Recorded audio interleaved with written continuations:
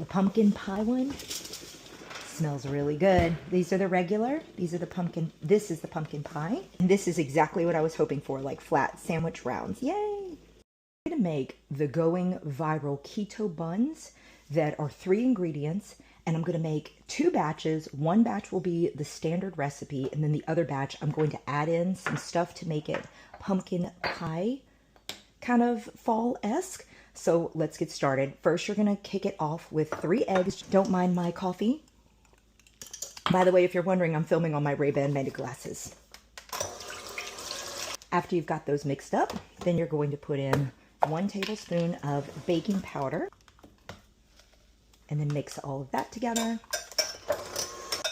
That's not as well mixed as it should be, but I don't care because I'm gonna mix it again when I put in the heavy cream powder. I will link to this heavy cream powder below. I just bought it on Amazon from Z Natural Foods, and as you can see, it says it has 2 grams of carbs with 2 grams of sugars. So I'm just like, this is not the lowest carb option out there, but I had been making this recipe with milk powder. 3rd time to make the recipe. The first 2 times I had made it with the milk powder. The first time I followed it exactly as is, and I felt that the buns were a little bit runny, although it was really great the way the buns came out because they were kind of flat like a little sandwich round, which was amazing. The second time, I said, let me increase the milk powder and see what happened. Instead of a 1.5 cups of milk powder, I did 2 cups, and it just made it really thick. And in fact, I can show you what that looks like. I have it wrapped up. This is what the bun ended up looking like.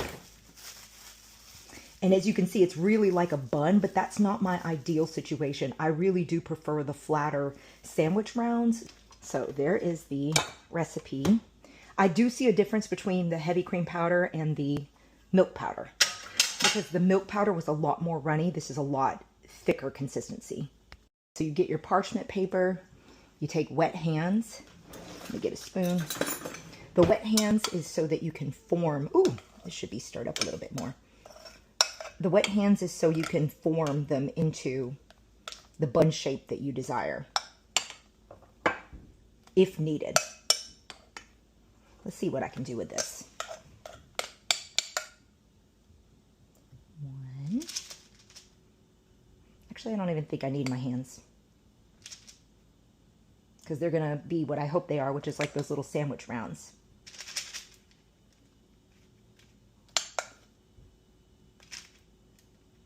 This is great. This is exactly the way they looked with the first time I made the recipe.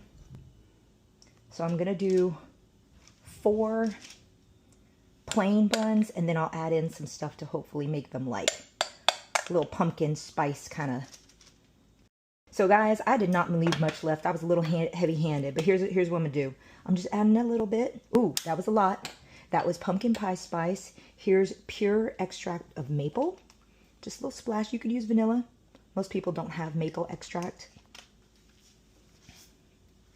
A little bit of cinnamon. And a little bit of nutmeg. And this is an experiment. I have no idea how good it's going to be.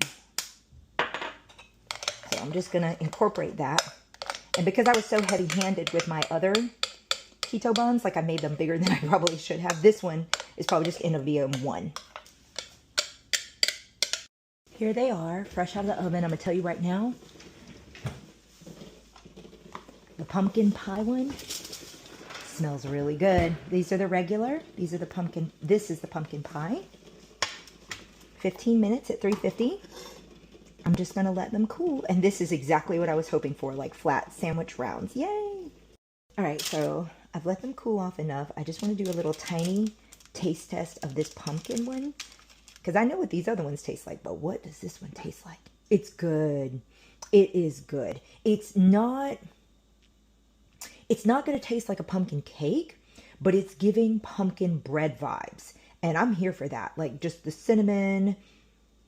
I think I could have gone a little heavier on the maple extract because I just did kind of a very quick splash. A little bit more would have been probably delicious, especially if you put it over the entire batter. But since I just did it for the one, I was like, oh, just a little quick splash. So yes, one more little tiny bite.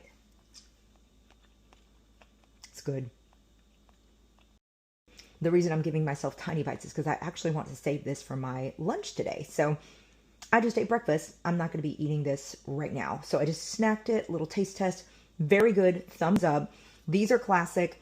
I like to put chicken salad in them. Honestly, these came out so flat that it could be a situation of like I double them up, because it like the last batch I made, I was able to cut them in half and use them as a sandwich individually, but because these are so flat, I'll probably end up like putting the chicken salad here. I love to use a slice of provolone cheese because it's round, and I love a white cheese, I'm just saying. So slice of provolone cheese, chicken salad on top, squish it together, boom. Protein packed, easy. Put it in a Ziploc if you want to carry it out and about, or put it in your stasher bag if you are sustainable like that. So these are just really great options. This I'm just going to eat as a standalone. I'm just going to put some butter on it. You theoretically, after you put some butter on it, you could top it with some sugar-free jelly if you were going for that sweet versus savory thing. But I love these for the convenience option, because as a carnivore, you really get tired of eating, you know, purse bacon, which is like where you just put bacon in a stasher bag and put it in your purse, or, you know, beef jerky. I eat a lot of those little chomplings, turkey sticks and stuff like that. So it's nice to have an option that's really more like a meal. Like you can treat this like a hamburger bun, you know, put you a slice of cheese, put you a burger patty on it, good to go. The uses are endless. I've also heard that you can make this in the waffle iron, like the mini waffle iron, which I have one and I may try that next time. But for today, I just wanted to show y'all how I make these and how much I love them. Happy baking!